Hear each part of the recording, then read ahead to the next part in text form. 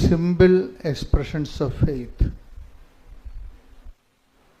ഇത് മാത്രം, അതായത് സിമ്പിൾ ഉടമ്പടിയിലുള്ള സിമ്പിൾ എക്സ്പ്രഷൻസ് ഓഫ് ഫെയ്ത്ത്, ലളിതമായ ചില വിശ്വാസാവിഷ്കാരങ്ങൾ നമ്മുടെ ഒരു വിഷയത്തിലേക്ക്, ഉടമ്പടിയുടെ ഒരു വിഷയത്തിലേക്ക് ദൈവത്തെ കക്ഷി ചേർക്കുന്നതിന്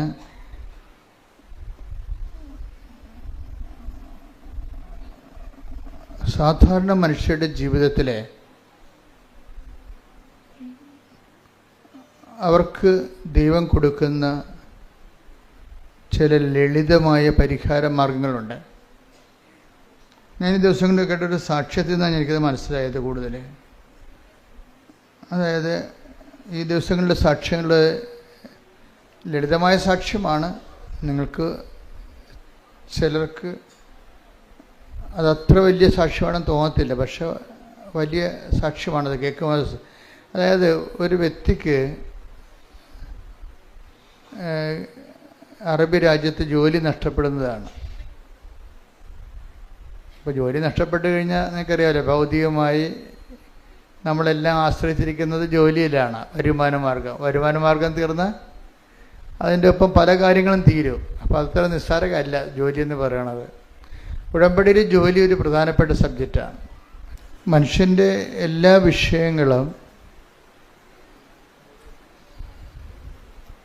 ജീവിത പ്രാരാബ്ധങ്ങൾ ഒക്കെ ഉടമ്പടി വളരെ സുന്ദരമായിട്ട് കൈകാര്യം ചെയ്യുന്നത് കാണാം.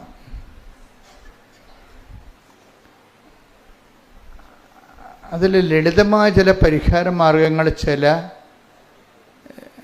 സാധാരണ മനുഷ്യരിൽ നിന്നുണ്ടാകുമ്പോൾ അതിൻ്റെ സ്ക്രിപ്ചറൽ സ്പേസ് സുവിശേഷവിഹിതമായി അതിൻ്റെ സ്ഥാനം എവിടെയാണ് എന്ന് പരിശോധിച്ചിട്ട് നിങ്ങൾക്ക് കൂടി, അവർക്ക് മാത്രമല്ല അവർ നേടിയെടുത്ത അതേ അനുഗ്രഹം നിങ്ങൾക്ക് നേടിയെടുക്കാൻ വേണ്ടി ആണ് ഞാനത് സാക്ഷ്യത്തെ ജനറലൈസ് ചെയ്യുന്നത്.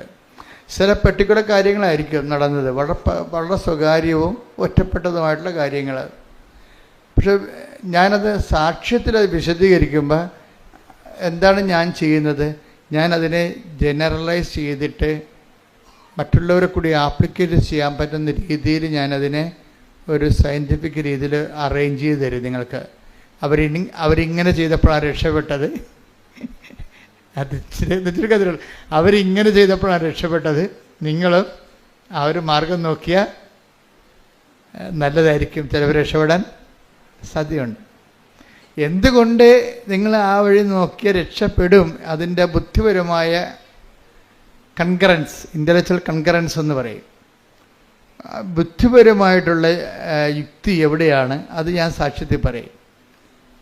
അപ്പോഴേ കുറച്ച് എഡ്യൂക്കേറ്റഡ് ആയിട്ടുള്ള ഓഡിയൻസിന് ഇപ്പം അച്ഛൻ പറഞ്ഞത് ശരിയാണ് എന്നവർക്ക് പറയാം. കാര്യം അവർ യുക്തി കൊണ്ടാണ് ചില കാര്യങ്ങൾ ചെയ്യണത്. കുറച്ച് എഡ്യൂക്കേഷൻ കൂടി കഴിയുമ്പോൾ പിന്നെ നമ്മൾ റീസണും ഭയങ്കര വില്ലനായിട്ട് വർക്ക് ചെയ്യും. എഡ്യൂക്കേഷന് അങ്ങനെ ഗുണമുണ്ട് ദോഷമുണ്ട്. എഡ്യൂക്കേഷൻ ലെവൽ കൂടിക്കഴിഞ്ഞാൽ റീസൺ, ബുദ്ധി ഒരു വില്ലനായിട്ട് വർക്ക് ചെയ്യും. എന്തിൻ്റെ? വിശ്വാസത്തിൻ്റെ വില്ലനായിട്ട് വരും. ഇപ്പോൾ എല്ലാ സിനിമയിലും എല്ലാ കഥകളിലും ഒരു ഹീറോയും ഉണ്ടാവും, ഒരു വില്ലനും ഉണ്ടാവും. അപ്പോൾ ഹീറോ ആയിട്ട് വരുന്നത് പലപ്പോഴും വിശ്വാസമായിരിക്കും. അതിൻ്റെ വില്ലനായിട്ട് വരുന്നത് ആരായിരിക്കും? യുക്തിയായിരിക്കും. ഇനി യുക്തിയെ നമ്മളെങ്ങനെയായിട്ട് മലത്തിയടിക്കണം എന്നുള്ളതാണ് പിന്നീട് അടുത്ത പ്രോസസ്സിലൂടെ പറയണത്. കാര്യം ഇവർ രണ്ടുപേരും കൂടി ഒരുമിച്ച് പോവുക ചില സമയത്ത് സാഹചര്യം ഒക്കത്തില്ല. സാധാരണഗതിയിൽ ഇവർ തമ്മിൽ സഹസഞ്ചാരമാണ്, യുക്തിയും വിശ്വാസവും ഒരുമിച്ചാണ് പോണത്. പക്ഷെ ചില മേഖലയിൽ വന്നു കഴിഞ്ഞാൽ യുക്തി വർക്കൗട്ട് ചെയ്യത്തില്ല. എന്താ കാര്യം? അവിടെ വിശ്വാസത്തിൽ അധിഷ്ഠിതമായ സ്നേഹം മാത്രമേ വർക്കൗട്ട് ചെയ്യത്തുള്ളൂ. അവിടെ യുക്തി വർക്കൗട്ട് ചെയ്യത്തില്ല. യുക്തി വർക്കൗട്ട് ചെയ്ത് കഴിഞ്ഞാൽ ഇറ്റ് ഈസ് കോമൺ എന്ന് എൻ്റെ അർത്ഥം. യുക്തി ഉപയോഗിച്ച് കഴിഞ്ഞാൽ വിശ്വാസം ഇല്ലാത്തവർക്ക് യുക്തി കൊണ്ട് ജീവിക്കാൻ പറ്റും. വിശ്വാസമില്ലാത്തവർക്ക് യുക്തി കൊണ്ട് ചിലർക്ക് ജീവിക്കാൻ പറ്റും ചില കാര്യങ്ങൾക്ക്. പക്ഷെ യുക്തി മാത്രമുള്ളവർക്ക് വിശ്വാസം കൊണ്ട് ജീവിക്കാൻ പറ്റത്തില്ല. ഇതാ വിഷയം. യുക്തി മാത്രം ഉപയോഗിക്കുന്നവർക്ക് വിശ്വാസം കൊണ്ട് ജീവിക്കാൻ പറ്റത്തില്ല. കാര്യം എന്താണ്? ചില വിഷയങ്ങൾ യുക്തിയാതീതമാണ്. ഇപ്പോൾ ഇവിടെ പറയുന്ന ഒരു സാക്ഷ്യത്തിൽ ഒരു മായയുണ്ട്, ഒരു സുശീലയുണ്ട്. നാട്ടുകാരാണ്, ചേർത്തലക്കാരാണ് ഇവർ. അപ്പോൾ സുശീലയുടെ മകളാണ് ഈ മായ. മായയെ ഒരു അവളുടെ ഏജൻസി പറ്റിച്ചു എന്നാണ് പ്രശ്നം. ഈ കേസ് സ്റ്റഡി പോണത് ഇങ്ങനെയാണ്, ആ സാക്ഷ്യം പോണത് ഇങ്ങനെയാണ്. മായയെ ഏജൻസി 5 ലക്ഷം രൂപ വാങ്ങിച്ച് ഇവർ ഗൾഫിൽ ജോലി കൊടുക്കാമെന്ന് പറഞ്ഞു. പക്ഷേ കഫീലിന് അവിടെയുള്ള വിസ നമുക്ക് തരുന്ന ആളിന് ഏജൻസി പൈസ കൊടുത്തില്ല. ആ പൈസയും കൊണ്ട് ഏജൻസി മുങ്ങി. ഇപ്പോഴേ കഫീലിൻ്റെ പേരിലാണ് ഇവിടെ വിസ നിൽക്കുന്നത്. അവരാണെങ്കിൽ അത് കാരണം എന്ത് പറ്റുമെന്ന്, ഇവരുടെ ജോലിയുടെ പകുതി ശമ്പളം കഫീലിന് പോവും. ഇവർ ജോലി ചെയ്യുന്നുണ്ട്, പക്ഷേ ശമ്പളം പകുതിയോടും ഈ വിസ തന്ന ആൾ അവർക്ക് പൈസ കിട്ടിയില്ലല്ലോ. ഏജൻസിക്ക് പൈസ കിട്ടി, ഏജൻസി മുങ്ങിയല്ലോ. അപ്പോൾ ആ പൈസ അവർക്ക് കിട്ടാത്ത കാരണം ഇവരെ വെച്ചുകൊണ്ട് അവർ കാശുണ്ടാക്കുകയാണ്. പക്ഷേ ഇവർക്ക് രണ്ടുപേർക്കുള്ള കാശുകൾ നേരത്തെ കൊടുത്തിരുന്നു. അത് പക്ഷേ ഏജൻറ്റ് കഫീലിന് കൊടുത്തില്ല. അതാണ് പ്രശ്നം. വിസ ഡോണറിന് കൊടുത്തില്ല. ജീവിതം നരകതുല്യമായിപ്പോയി. എന്താ, ജോലിയേ ഇല്ല. ഉള്ള ജോലിയുടെ പകുതി ശമ്പളം കൊണ്ട് കഫീല് പോകും. പിന്നെ ഇവർ തമ്മിൽ അവസാനം ഇത് പറഞ്ഞ് തർക്കമായി, വഴക്കായി, സങ്കടമായി, നിലവിളിയായി. പണി ചെയ്തിട്ട് കാര്യമില്ല, നാട്ടിൽ പൈസ അയക്കാൻ പറ്റണില്ല, ചിലവിന് പൈസ തികയുന്നില്ല. അന്യരാജ്യങ്ങളിൽ പോയി വിഷമിക്കുന്നവർ എന്തുമാത്രമാണെന്നറിയോ? അവരെല്ലാവരും, നിങ്ങൾ ഓർക്കരുത്, നിങ്ങൾ അവിടെ പോകുമ്പോൾ എല്ലാം ഭംഗിയായിട്ട് അവർ സന്തോഷമായിട്ട് ജീവിക്കണമെന്ന്. അവരിതിനേക്കാൾ കഷ്ടപ്പെട്ട് അതായത് ഒരു 60% പേര് ഇവിടെ കേരളത്തിൽ ജീവിച്ചതിനേക്കാൾ മോശമായിട്ട് അവിടെ ജീവിക്കണം. അവിടെ ചെന്നാലേ അത് മനസ്സിലാകത്തുള്ളൂ. ഞാൻ കഴിഞ്ഞ ദിവസങ്ങളിലൊക്കെ ഷാർജയിൽ ധ്യാനം നടത്തിക്കൊണ്ടിരിക്കും. ഇപ്പം രാവിലെ 3 ആൾക്കാർ എന്നെ കാണാൻ വേണ്ടി നിൽക്കും. 5 മണി വെളുപ്പിന് 5 മണിക്ക് തന്നെ ആൾക്കാർ വരും. ഞാൻ 2 മണി വരെ കാണും. അപ്പം ഞാൻ തളർന്നു പോകും. കാര്യം ധ്യാനമുണ്ട്. വൈകുന്നേരം 5 മണിക്ക് ധ്യാനം തുടങ്ങിയാൽ 10 മണിക്കാണ് തീരണത്. അപ്പം അതുകൊണ്ട് നമുക്ക് കുറച്ച് പ്രാർത്ഥിക്കണ്ടേ. അപ്പോൾ ഞാൻ 2 മണിയാകുമ്പോൾ ഒരു കണക്കിന് ഞാനത് അവസാനിപ്പിക്കും. അപ്പം അങ്ങനെ ആ മേഖലയിലെല്ലാം പറയുന്ന കാര്യങ്ങൾ എനിക്ക് പെട്ടെന്ന് മനസ്സിലാവും. അത് കാരണം നിങ്ങളങ്ങനെയുള്ള സങ്കടത്തിൽപ്പെട്ട് കിടക്കുന്ന എല്ലാവരെയും ഒന്ന് ഓർത്ത് ഒന്ന് ശക്തമായി ദൈവതിരുസന്നിധി ഏൽപ്പിച്ചുകൊണ്ട് സ്തുതിക്കട്ടെ. ഹല്ലേലൂയ, ഹല്ലേലൂയ, ഹല്ലേലൂയ, ഹല്ലേലൂയ, യേശുവേ നന്ദി, ഹല്ലേലൂയ, ആരാധന, യേശുവേ വിദേശ രാജ്യങ്ങളിൽ ഹല്ലേലൂയ, യേശുവേ ആരാധന, മക്കളെ ആരാധനയോട് ചേർത്ത് ഞങ്ങൾ സമർപ്പിച്ച് പ്രാർത്ഥിക്കുന്നു. സഞ്ചാരി മാതാവ് സഞ്ചരിച്ചെത്തി മക്കളുടെ വിഷയങ്ങളിലെല്ലാം വേഗം ഇടപെട്ട് ഓടി വന്ന് ഈ ആൾക്കാരിൽ സാക്ഷ്യം പറയുവാൻ മക്കൾക്ക് എല്ലാവർക്കും കൃപ നൽകണമേ. Hallelujah, hallelujah. അപ്പോൾ ഇങ്ങനെയുള്ളൊരു വിഷമസന്ധി വന്നപ്പോൾ ഇവൾക്ക് ഈ മായയ്ക്ക് എന്ത് ചെയ്യണമെന്നറിയാൻ പാടില്ല. വീട്ടിലാണെങ്കിൽ കടമൊക്കെ വാങ്ങിച്ചാൽ പോയിരിക്കണത്. അതിൻ്റെ പലിശ കടക്കാരുടെ അലട്ടൽ, അവൾക്കാണെങ്കിൽ പൈസ കിട്ടുന്ന ചെറിയ ശമ്പളത്തിൻ്റെ പകുതിയും കൊണ്ട് കഫീൽ പോവും. ഭക്ഷണം കഴിക്കണം, പിന്നെ കൂടാതെ അവൾക്ക് വാടക കൊടുക്കണം. അങ്ങനെ പല പ്രശ്നങ്ങൾ. എനിക്ക് ക്ഷീണവും രോഗമൊക്കെ വന്നു കഴിഞ്ഞാൽ അതിനൊക്കെ വലിയ പൈസ ചിലവാണ്. പല പ്രശ്നങ്ങളാണ് അങ്ങനെ. അപ്പം ഇതെല്ലാം ഇവളുടെ അമ്മയോട് പറയും, അമ്മയുടെ അനിയത്തിയോടും പറയും.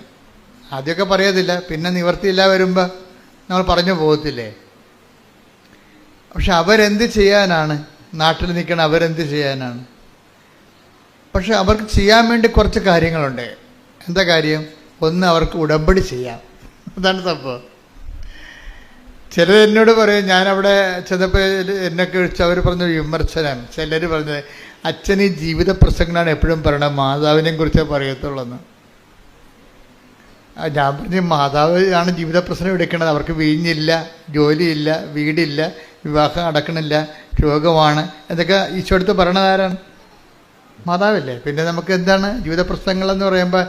ജീവിത പ്രശ്നങ്ങളൊന്നും ഇല്ലാത്തവർക്ക് ചിലപ്പോൾ എൻ്റെ പ്രസംഗങ്ങൾ ചിലപ്പോൾ അവർക്ക് അഫ്ലുവൻ്റായിട്ടൊക്കെ ജീവിക്കുന്ന ആൾക്കാരില്ലേ, അഫ്ലുവൻ്റായിട്ട് ഈ ഏറ്റവും അപകടകാരികളെന്ന് പറയണത് എനിക്ക് തോന്നിയിരിക്കുന്നത് ഒന്നെങ്കിൽ എക്സ്ട്രീമിൽ ജീവിക്കുന്നവർ, ഭയങ്കര കഷ്ടപ്പെട്ട് ജീവിക്കുന്നവരും, അതുപോലെ ഏറ്റവും നല്ലവണ്ണം ജീവിക്കുന്നവരും. ഇതിൻ്റെ ഇടയ്ക്കൊന്ന് ജീവിക്കാനാണ് നോക്കേണ്ടതെന്ന് തോന്നണത്. ഏറ്റവും നല്ലവണ്ണം ജീവിക്കുന്നവരുണ്ട്, അവർക്ക് ദൈവത്തിനെ കൊണ്ട് ആവശ്യമില്ല. ഏറ്റവും മോശമായിട്ട് ജീവിക്കുന്നവർ, അവരുടെ ജീവിതത്തിൻ്റെ പ്രശ്നങ്ങൾക്ക് പരിഹാരം ഉണ്ടായില്ലെങ്കിൽ പിന്നെ ദൈവത്തിന് എന്തിനാണെന്ന് അവർക്ക് ഒരു ഈ രണ്ട് കക്ഷികൾക്കും അവരെല്ലാം ഡേഞ്ചർ സോണിലാണ് നിൽക്കുന്നത്. ഈ നടുക്ക് നിൽക്കുന്ന ഒരു വിഷയം, ദൈവത്തിന് വേണ്ടി അവർക്ക് അത്യാവശ്യം ജീവിക്കാനുള്ള മാർഗമൊക്കെ ഉണ്ട്. ഇനി ദൈവത്തിൻ്റെ കൂടെ അവർക്ക് ജീവിക്കണമെന്ന് ആഗ്രഹമുണ്ട്. അപ്പോൾ അവർ ദൈവത്തെക്കുറിച്ച് പറയാൻ ഞങ്ങളെപ്പോലുള്ളവരെ വിളിക്കുകയും. പക്ഷേ ഉള്ള പ്രോബ്ലം വെച്ച് കഴിഞ്ഞാൽ നമ്മൾ എല്ലാവർക്കും ഇപ്പോൾ അവിടെ ഞങ്ങളെ വിളിച്ചവരെ, ഞാനും ഇപ്പോൾ ഒരു ഷോജു എന്ന് പറഞ്ഞൊരു ഷോജു, പിന്നെ ഒരു വത്സല, ഇവരാണ് എൻ്റെ അച്ഛന്മാരൊക്കെയാണ് അതിൻ്റെ ആധികാരികമായിട്ടുള്ള കറസ്പോണ്ടൻസ് ഉണ്ടെങ്കിലും ഇതിൻ്റെ മോഡുലേറ്ററായിട്ടൊക്കെ നിൽക്കുന്നവർ ഇവരാണ്. അപ്പം ഞാൻ രാവിലെ ആൾക്കാരെ കാണുന്നതിന് മുമ്പ് ഇവരുമായിട്ട് കുറച്ച് നേരം ഇരുന്ന് പ്രാർത്ഥിക്കും. കുറച്ച് നേരം ഇരുന്ന് അങ്ങനെ പ്രാർത്ഥിച്ചതിന് ശേഷം ധ്യാനത്തിൽ ഈശോ എന്താണ് ഇപ്പം ചെയ്തുകൊണ്ടിരിക്കുന്നത്, ഇതിൻ്റെ സ്റ്റാറ്റസ് എന്താണെന്ന് നോക്കാൻ, സ്ഥിതി എന്താണ്, ധ്യാനത്തിൻ്റെ സ്ഥിതി, ഇത് ധ്യാനം നന്നായിട്ട് വേണം പോകുന്നത്, അതോ ധ്യാനത്തിൻ്റെ അകത്ത് വല്ലതും കറക്ഷനുണ്ടോ, കർത്താവിന് എന്തെങ്കിലും കാര്യങ്ങൾ ഇതിൻ്റെ അകത്ത് കൂട്ടിച്ചേർക്കാനോ അത് കറക്റ്റ് ചെയ്യാനോ ഉണ്ടോ എന്നറിയാൻ വേണ്ടി ഞാൻ എപ്പോഴും അപ്പോഴും മാത്രമല്ല, ഞാൻ എപ്പോഴും ഇങ്ങനെ ഒരുവിധം പ്രാർത്ഥിക്കാൻ ദൗത്യമുള്ളവർ, ഈ ദൗത്യമുള്ളവർക്കുള്ള പ്രശ്നം എന്താണെന്നറിയാമോ?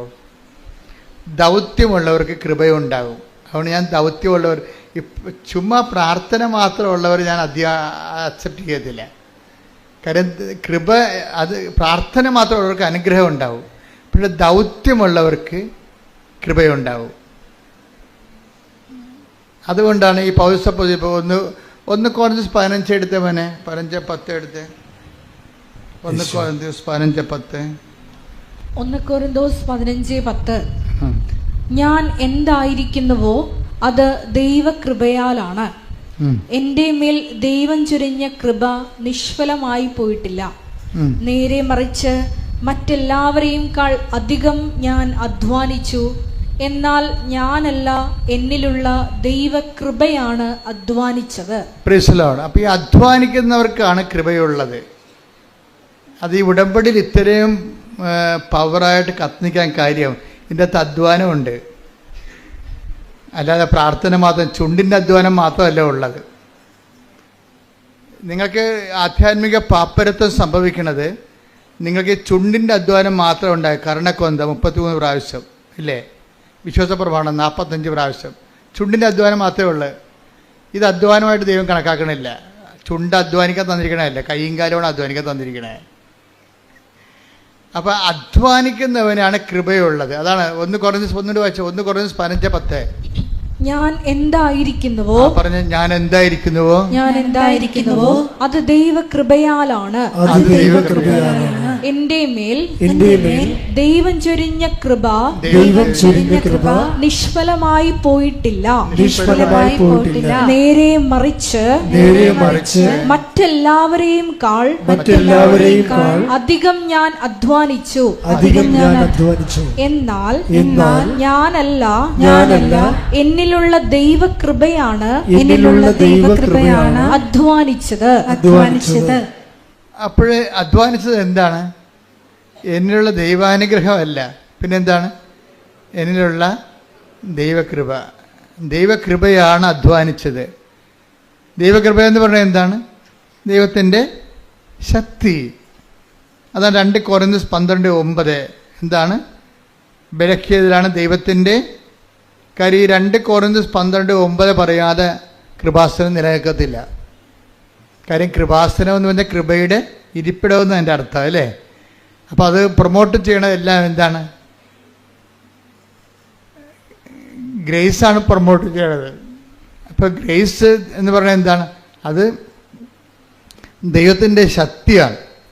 ഈ ദൈവത്തിൻ്റെ ശക്തി ഉള്ളവർക്ക് മാത്രമേ അധ്വാനിക്കാൻ, ദൈവത്തിന് വേണ്ടി അധ്വാനിക്കാൻ പറ്റത്തുള്ളൂ. ദൈവത്തിന് വേണ്ടി അധ്വാനം എന്താണ്? കർത്താവിനെ അറിയാത്തവരെ അറിയിക്കുക, അറിഞ്ഞവരെ, അതാണ് അധ്വാനം. ദൈവത്തിന് വേണ്ടിയുള്ള അധ്വാനം അതാണ്.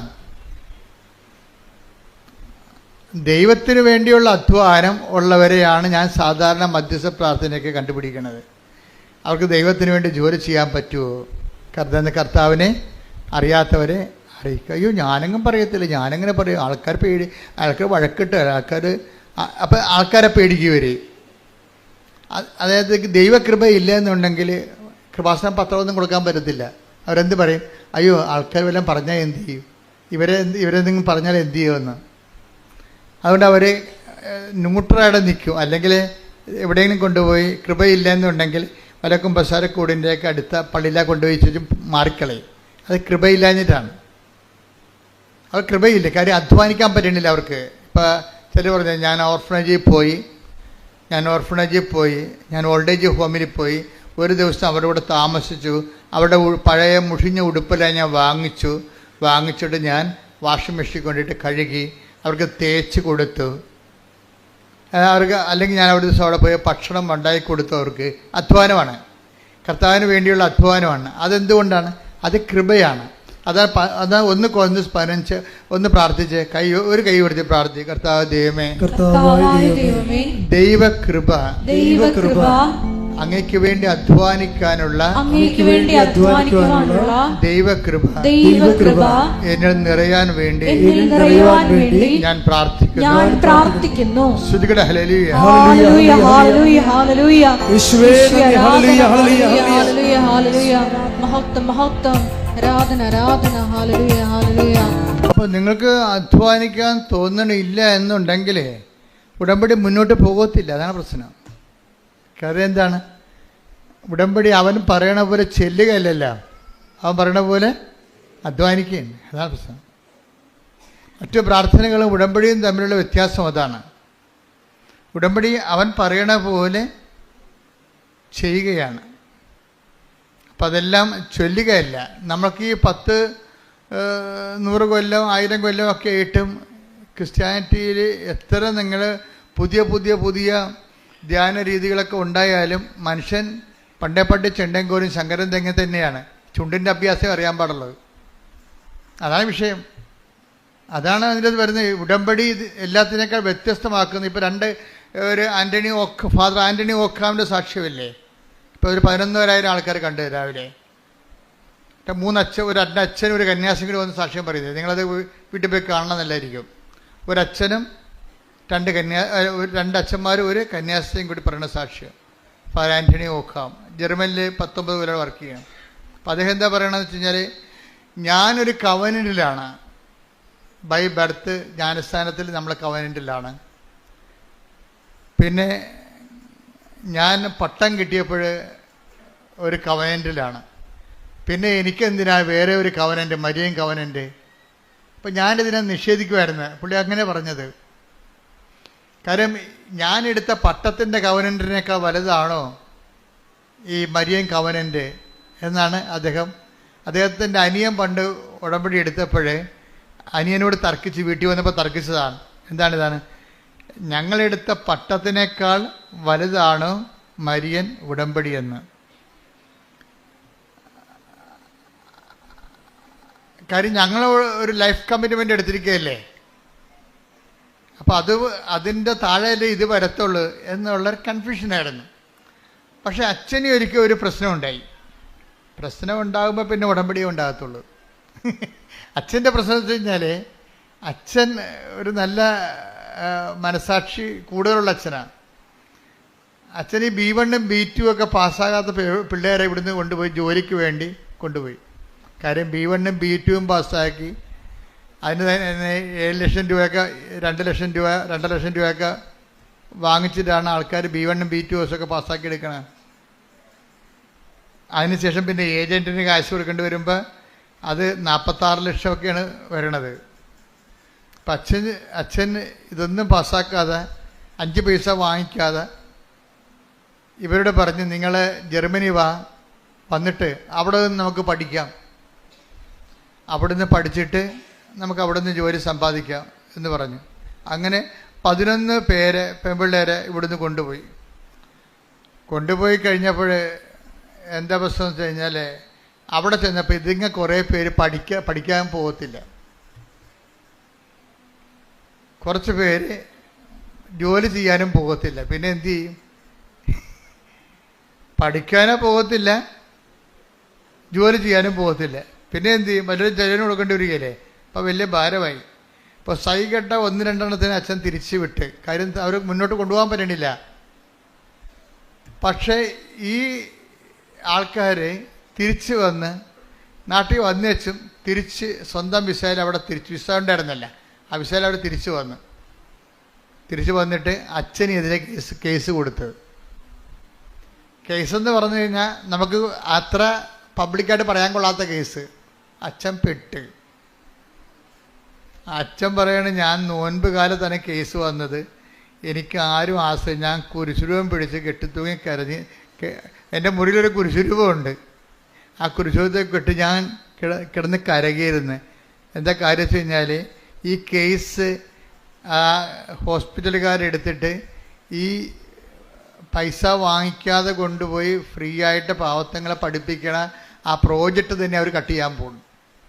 അപ്പം മൊത്തം ഇറങ്ങിപ്പോരേണ്ടി വരും, പോയ പോലെ തന്നെ എല്ലാം വരേണ്ടി വരും. അങ്ങനെയുള്ള ജീവിതത്തിൽ ഏറ്റവും ചങ്ക് കണ്ടിക്കുന്ന ഒരു പ്രശ്നമാണ്. അപ്പം നമുക്കൊക്കെ സ്വന്തമായിട്ട് സംഭവിക്കുമ്പോൾ മാത്രമേ ഇതിൻ്റെ ഊത്തലറിയത്തുള്ളൂ, അത്രയും വിഷമമായി. അപ്പം അച്ഛൻ എപ്പോഴും സംസാരിക്കണ എന്തെങ്കിലും വിഷയങ്ങളുണ്ടെങ്കിൽ സംസാരിക്കണ ഒരു സിസ്റ്ററുണ്ട്. സിസ്റ്റർ പറഞ്ഞു, സിസ്റ്റർ ഇതാണ് വിഷയമെന്ന് പറഞ്ഞു. അപ്പം സിസ്റ്റർ എടുത്ത വായിക്കും പറഞ്ഞ് അച്ഛനെ ഉടമ്പടി എടുത്ത് രക്ഷപ്പെടുമെന്ന്, മാതാവ് രക്ഷപ്പെടുത്തുമെന്ന് പറഞ്ഞു. അപ്പോൾ ഈ ഭൂമിയിലെ എല്ലാ അതിർത്തികളിലും തന്നെ മാതാവിൻ്റെ ആൾക്കാരെ വെച്ചിട്ടുണ്ട്. കാര്യം ഇത് കൃപാസനത്തിൻ്റെയോ ഈ ധ്യാനകേന്ദ്രത്തിൻ്റെ ഒരു വിഷയമല്ല. ഇതാരുടെ വിഷയമാണ്? ഇത് ദേവപിതാവിൻ്റെ വിഷയമാണ്. കാര്യം ഞാൻ പറഞ്ഞിട്ട് അല്ലല്ല അമ്മ പ്രത്യക്ഷപ്പെട്ടത്. ദുരന്തമുണ്ടാകാൻ പോണ് പ്രാർത്ഥിക്കണമെന്ന് ദൈവം എടുത്ത ഒരു തീരുമാനത്തിന് എന്നെക്കൂടി സാക്ഷിയാക്കിയെന്നേ ഉള്ളൂ. അതിൻ്റെ കാരണങ്ങളുള്ളതെന്ന് വെച്ചാൽ ഞാൻ വർഷങ്ങളായിട്ട് കർത്താവിൻ്റെ കൂടെ നടക്കണതുകൊണ്ട് കർത്താവ് എനിക്ക് തന്ന ഒരു യോഗ്യതയാണ്, കർത്താവ് കണ്ടെത്തിയൊരു യോഗ്യതയാണ്. പക്ഷെ അതിലൂടെ ദൈവം ആരാണ്? ദൈവം ദൈവത്തിൻ്റെ ജോലിയാണ് ചെയ്യണത്. കൃപാസനത്തിന് അന്ന് ദൈവം അതിൻ്റെ അകത്തൊരു മീൻസാക്കി എടുത്തതേ ഉള്ളൂ. ദൈവം ദൈവത്തിൻ്റെ ജോലിയാണ് ചെയ്യണത്. ഈ ദുരന്തം ഉണ്ടാകാൻ പോണ് പ്രാർത്ഥിക്കണം എന്ന് പറയണത് ഈ ഉടമ്പടി എടുത്തുകൊണ്ടിരിക്കുന്നവരുടെ മാത്രം വിഷയമല്ല, അത് ഈ ലോകത്തിൻ്റെ മൊത്തം വിഷയങ്ങളാണ്. അത് സഭ അറിഞ്ഞ് സഭ ഇത് പൊതുവായിട്ട് ഈ പ്രത്യക്ഷീകരണത്തെക്കുറിച്ച് പഠിച്ച് എന്നാണ് അതിൻ്റെ സന്ദേശം കൈമാറുന്നത്, ലോകം മുഴുവനും പ്രചരിക്കുന്നതും. ഇപ്പം തന്നെ ഈ ദൈവത്തിൻ്റെ ജോലികൾ മനോഹരമായിട്ട് ചെയ്യുന്നുണ്ട്. കാര്യം പരിശുദ്ധ പിതാവാണ് ഇത് പറയണമെന്നുണ്ടെങ്കിലും അവസാനം പരിശുദ്ധ പിതാവാണല്ലോ ഈ പ്രത്യക്ഷീകരണത്തെക്കുറിച്ച് പഠിച്ച് പറയേണ്ടത്. എന്നാലും കത്തോലിക്കരല്ലേ കേൾക്കത്തുള്ളൂ, അതല്ലേ വിഷയം. ഇപ്പം തന്നെ ഇവിടെ വരുന്നത് ആരാണ്? ഹിന്ദുസ് വരുന്നുണ്ട്, ഇവിടെയൊക്കെ മുസ്ലിംസ് വരുന്നുണ്ട്, CSI വരുന്നുണ്ട്. അപ്പോഴെന്ന് വെച്ച് കഴിഞ്ഞാൽ ദൈവത്തിൻ്റെ ജോലി ചെയ്യുന്നുണ്ട് ഇപ്പം തന്നെ. എന്ന് വെച്ചാൽ എല്ലാ മനുഷ്യരെയും ആണ് ദുരന്തം ബാധിക്കാൻ പോണത്. അത് ക്ലൈമറ്റ് ചേഞ്ച് ആയാലും ശരി, മറ്റു തരത്തിലുള്ള ദുരന്തമായാലും ശരി. ദുരന്തം ജാതി മതം നോക്കിയിട്ടാണ് ദുരന്തം വരണത് അല്ല. അതെല്ലാം എല്ലാ മനുഷ്യരും എന്തെങ്കിലും വന്നാൽ എല്ലാ മനുഷ്യരും അനുഭവിക്കേണ്ടി വരും. അപ്പം അതുകൊണ്ട് തന്നെ ദൈവം കൃപാസനത്തിലൂടെ എല്ലാ മനുഷ്യരെയുമാണ് വെൽക്കം ചെയ്യണത്. എന്താണ്? നിങ്ങൾ ഈ വിഷയത്തിൻ്റെ ഒരു ഭാഗമാകണം. നിങ്ങൾ ഈ വിഷയത്തിലൊരു ദൈവാനുഭവം ഉണ്ട്. ആ ദൈവാനുഭവം നിങ്ങൾക്ക് കിട്ടിക്കഴിയുമ്പോൾ നിങ്ങളിതിൻ്റെ പ്രയോക്താക്കളാകും. അങ്ങനെ ദൈവത്തിൻ്റെ തിരുമനസ് കൈമാറ്റം നടക്കണം. അപ്പം നിങ്ങൾ ഇതിൻ്റെ അകത്ത് ഒരു കുറിഞ്ഞ് മരുന്ന് ഇരിക്കുന്ന സ്ഥലമെന്ന് പറയണത് ദൈവത്തിൻ്റെ തിരുമനസ് നമ്മൾ മറ്റുള്ളവരെ അറിയിക്കുക എന്നുള്ളതാണ്. അതാദ്യമേ നിങ്ങൾ ചെയ്ത ഉടമ്പടി പെട്ടെന്ന് ലൈവാകും. നിങ്ങൾക്ക് അച്ഛൻ പറഞ്ഞാൽ മനസ്സിലാകുന്നുണ്ടോ? ഇതിൻ്റെ അകത്തുള്ള ദൈവികമായ രഹസ്യമായ അജണ്ട എന്താണ്? രഹസ്യകാര്യ പരിപാടി എന്താണ്? അതായത് ഈ ദുരന്തം ഉണ്ടാകാൻ പോണ് പ്രാർത്ഥിക്കണമെന്ന് പറഞ്ഞ് ആ ദൈവത്തിൻ്റെ ദുരന്തത്തെ കണ്ടറിഞ്ഞ് പ്രാർത്ഥിക്കാനുള്ള സൈന്യങ്ങളുടെ, പ്രാർത്ഥനാ സൈന്യങ്ങളുടെ എണ്ണം ജാതി മതത്തിൻ്റെ അപ്പുറത്തേക്ക് എല്ലാ മനുഷ്യരിലേക്ക് സന്ദേശം കൈമാറണം. ഈ സന്ദേശം കൈമാറിക്കൊണ്ട് അവരവർ കർത്താവേ ഈ ദുരന്തം ഉണ്ടാകാൻ പോകുന്നു പ്രാർത്ഥിക്കണമെന്ന് പറഞ്ഞതിൻ്റെ ഭാഗമായിട്ട് എൻ്റെ പ്രാർത്ഥനകൾ അങ്ങ് സ്വീകരിച്ചുകൊണ്ട് ഈ ലോകത്തിൽ സംഭവിക്കാൻ പോകുന്ന വിപത്തുകളിൽ നിന്ന്, ഒരു വ്യക്തികൾക്ക് സംഭവിക്കാൻ പോകുന്ന വിപത്തുകളിൽ നിന്ന് അങ്ങ് ഈ പ്രാർത്ഥനയുടെ ഫലമായി മോചിക്കണമേ എന്ന് പ്രാർത്ഥിക്കുമ്പോൾ ദൈവത്തിൻ്റെ രക്ഷാകര നടപടികളിൽ നമ്മൾ ഒരു കണ്ണിയായിട്ട് മാറുകയാണ്. ഇത് ആദ്യമേ ചെയ്ത പ്രശ്നം തീർന്നു. നിങ്ങൾ IITS പാസ്സാകട്ടെ, എനിക്ക് ജോലി കിട്ടട്ടെ, എന്നിട്ട് ഞാൻ ദൈവത്തിൻ്റെ ജോലി ചെയ്യാമെന്ന് പറഞ്ഞു. നിങ്ങൾക്ക് 90% ആൾക്കാർ വിഡ്ഢികളാണ് ഉടമ്പടി എടുത്തിരിക്കണവർ. എന്നുവെച്ചാൽ അവർ ചിന്തിക്കണത് എൻ്റെ കാര്യവും നടക്കട്ടെ, അത് കഴിഞ്ഞിട്ട് ഞാൻ ദൈവത്തിൻ്റെ കാര്യങ്ങൾ ചെയ്യാം. അങ്ങനെയല്ല ഇത് ആദ്യമേ തന്നെ ഉടമ്പടിയിലാകുമ്പോൾ തന്നെ എന്തിനാണ് ഉടമ്പടിയിലാകണത്? ദൈവത്തിൻ്റെ കാര്യം ചെയ്തോളാമെന്നാണ് പറഞ്ഞത്. അവൻ പറയണ പോലെ ചെയ്തോളാമെന്നാണ് പറയണത്. അവൻ പറയണ പോലെ തന്നെ എല്ലാ വിശ്വാസത്തോടെയും ദൈവസ്നേഹത്തോടെയും ഒക്കെ സന്തോഷത്തോടെ അങ്ങനെ ചെയ്യേണ്ടത്. ഇപ്പം പലർക്കും ചെയ്ത്തുകാരുടെ എണ്ണം കൂടുതലാണ്, എല്ലാവരും ഒക്കെ ചെയ്യുന്നുണ്ട്. പക്ഷേ സന്തോഷത്തോടെയാണോ? അതാണ് വിഷയം. അവിടെയാണ് അത് വിഷയമാണ്. ചെയ്യാം അളിഞ്ഞ മോന്ത്യമായിട്ടാണ് പല ആൾക്കാരും ഓരോ കാര്യം ചെയ്തു കൂട്ടണത്. എനിക്കിത് കാണുന്നത് ദേഷ്യമാണ്. ഈ ആൾക്കാർ ചെയ്ത് കൂട്ടുന്ന കാര്യങ്ങൾ അറിയാൻ പാടില്ലാതെ ഓരോ കാര്യം ചെയ്യും. ഇനി 10 ഇനി 8 ഉണ്ട്, ഇത് ആർക്ക് കൊണ്ട് ചെലുത്താൻ അവൻ്റെ മോന്ത അളിഞ്ഞിരിക്കണം കണ്ടില്ലേ? ഇതാ വിഷയം.